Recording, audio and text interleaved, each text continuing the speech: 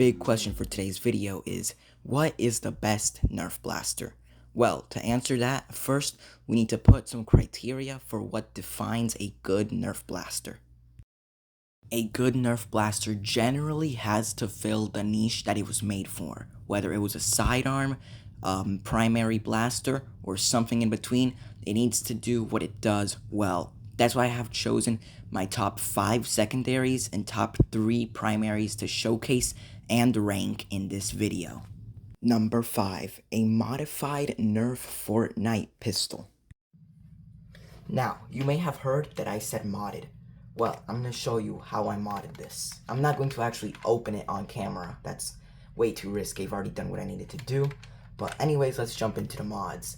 What I've done first is that I have removed the rear and front sight. This basically makes it so that the blaster's sight is much closer to the actual barrel, because before it was extremely high up, making it difficult to aim. Now it's not that close, but a lot better. That's why this blaster is ranked 5th instead of 4th. Overall, this blaster beat the Jolt and some other blasters because of the priming action. As you can see, you prime it like this. You pull it back instead of pulling it back from a little T or a little handle off to the side. That means that you could technically pull it with your belt like this instead of using both hands. Of course, I usually run my secondaries with 2 hands at the same time, but you could make it work. The other modification I did is that I removed the air restrictor. This simply means that it shoots more air, which makes the dart go faster.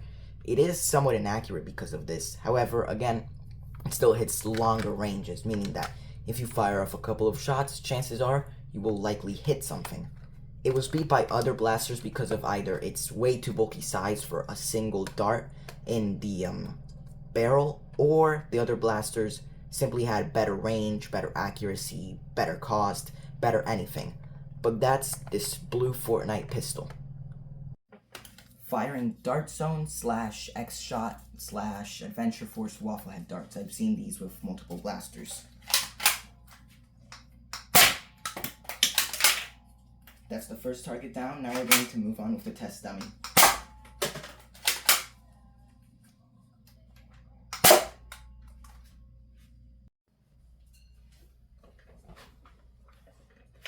Number 4, a minimized modified Nerf Ace. Now, you may be wondering, why is this little guy here? Well, the other blaster held a single bullet and it wasn't dart, and it wasn't actually that accurate, unlike you saw in the video that was relatively close range for an actual Nerf fight. This blaster does have size. You can see how compact it is. I could probably hide it within my hands if I really wanted to during a fight. This means that you could have this blaster in the tiniest of pockets and nobody would notice. Aside from that, the prime, really simple, relatively quiet unless you're in a hollow space like a cave or a room. And the dart post has actually been shortened, meaning that it will in fact accept short darts. Aside from that, the air restrictor has been removed and no other mods have been made to this thing.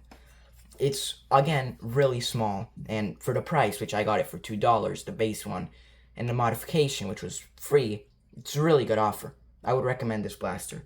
Now onto the shooting demo. Again, shooting 3 of these green waffle head darts. First target down. And third target.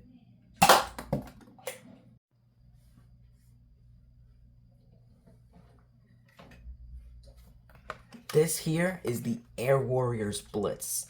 It is very costly, being $10, and for what it is, it's not really worth it. It's a little bit too bulky to actually serve as a good secondary, but it's also way too small and way too underpowered for what it is to serve as a primary. As you can see, it holds 6 darts, and I've seen that in the center here, you can actually use that as extra dart storage if need be.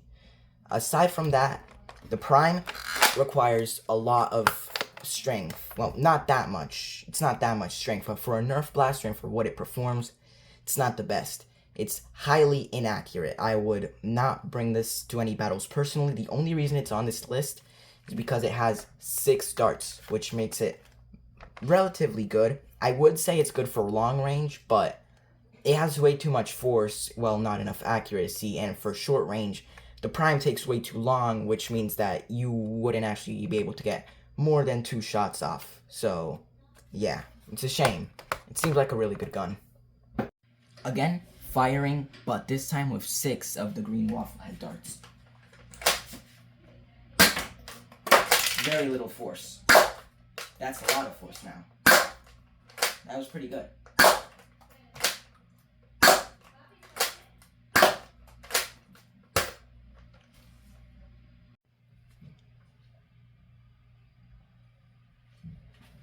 The Adventure Force Cricket Pro.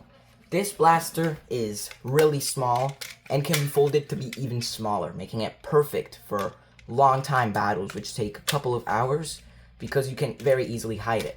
And it's also very easy to take out. You just kind of push it up and then you can pull this down, or I usually just leave it like this so I can do that or do that easier.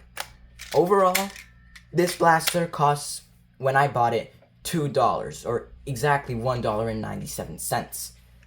Overall, it has a whole lot of strength. I'm scared of it. I would not let small children play with this. That's why it's sold as the Adventure Force Cricket Pro, because it's for the older audience of Nerf. How to use it? Because this is relatively complex, at least for not very enthusiastic Nerfers.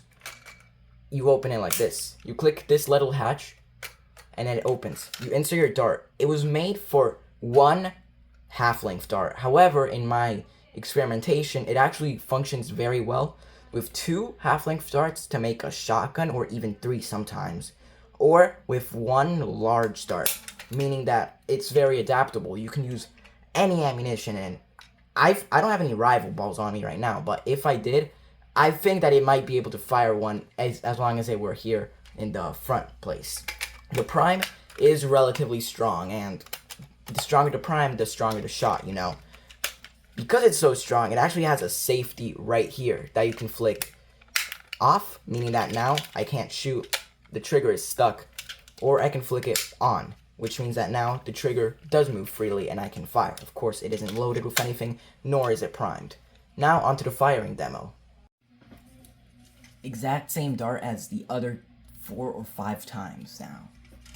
I will be firing this blaster from a longer range, so you will not see me.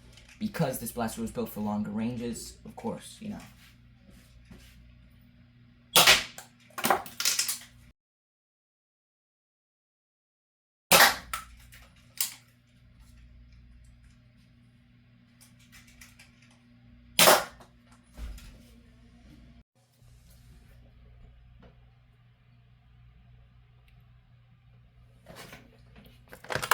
This is my best secondary. I have taken this to multiple Nerf games, both here in my little village and outside in an actual Nerf game by an actual company. I'll put their link in the description if you want to join them. But anyways, what makes this blaster so special is that, similar to the Air Warriors Blitz, this one has 6 dart storage, which means, 6, it's a revolver basically. So it has 6 darts ready to go, not at the same time, of course. The iron sight, unlike many reviews, I say it's actually pretty good for what you use it for. This is not a stock attachment point. You cannot put anything onto this blaster. Sorry, fellas. You can technically pressure press an end strike mag. I have done that before, but I would not recommend it, as it breaks both things very easily. The interesting thing about this blaster that made it beat the Blitz is A, it's a lot easier to store.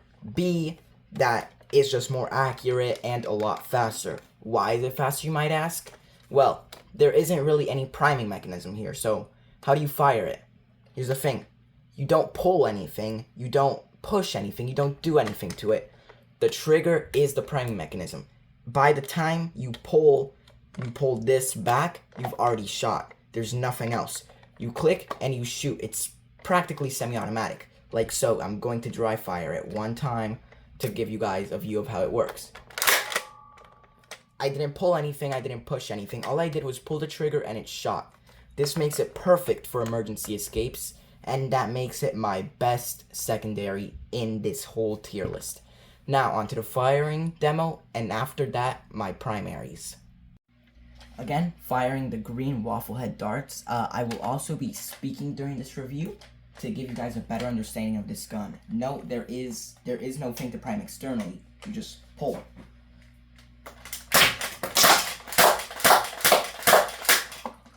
And there, I'm out of ammo and shot very quickly. My third best primary is my Nerf Elite Echo. Overall, this blaster gets outcompeted in just about everything by its opponents. However, it is probably my most adaptable blaster, having a barrel lug, meaning I could switch out the barrel once I get something new, and a stock attachment point, meaning that I could change out the stock if I ever wanted to, but this stock is plenty long. Really good AK stocks the worker makes. It also accepts not as many magazines as one would hope, but it can take a lot of magazines, which overall a mag-fed blaster is always a good blaster, as you can switch it out mid-battle. Again, a lot of tack rails here, which means that you could attach a sight, a laser, anything really. I'm actually working to modify mine into an AK, externally at least, not internally, but that's for a later video. Overall, I have taken this blaster to one competitive Nerf game, and it performed relatively poorly in PvP. However, in village battles here, it actually performs very well, so you do you. For my mag-fed blasters, I'm going to be doing somewhat of a first-person shooting. About the darts, I'm going to be using half a magazine, which this one holds 10. So 10 of the green darts that I've been using this whole video. These are probably the most common darts that I have, so I'm using them.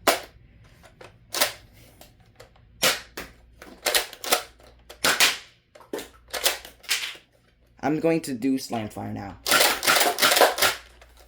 My second best primary is my Adventure Force Rebel.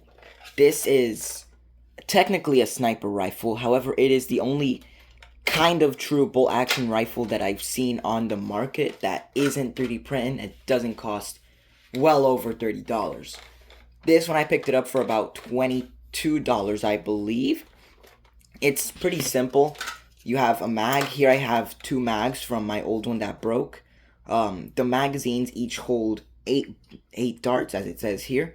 And you can technically banana mag them. So I've done that here so that I can quickly just swap them out mid-fight. For the shooting demonstration, I will only be firing 1 mag. This blaster is, as I just explained, fully bolt action. Meaning how you pull this back, and then you push it back. That loads in the dart, and then you shoot it. Of course, there is no attachment points, there's no nothing, except this proprietary rail. Proprietary means that it doesn't work with anything else, meaning that it only accepts this scope, as far as I know. So you just put the scope on, like so. But I usually run it without the scope, because I find it easier to aim. These are the iron sights on the base. Wait, let me see if I can line it up. There we go. And then this is how the scope looks. The scope doesn't do much to help, so I would much rather run it without the scope. Anyways, let's get to the shooting demo. Shooting 8 of these green waffle head darts, same ones that I've been using all video.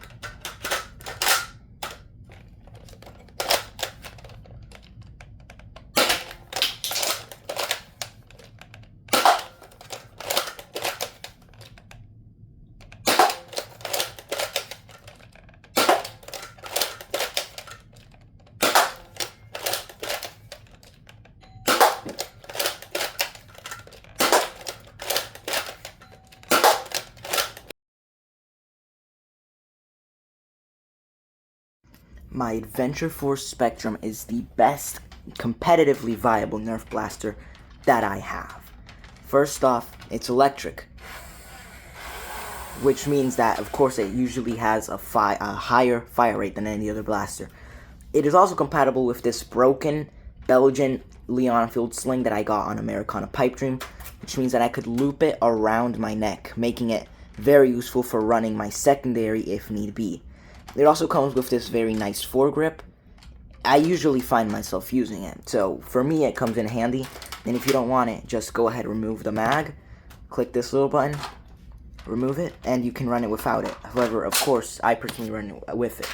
Another important thing to note is that unlike most other Nerf blasters, this blaster's magazine can be removed without having to pull anything else. You just click the little magazine hatch, and the magazine comes right out perfectly. which means that this blaster is perfect in case you are a reloader and you want to reload every single time, even if you don't have wasted all your mags. This is perfect for you. Anyways, onto the firing demo. Again, we will be shooting these green waffle head darts.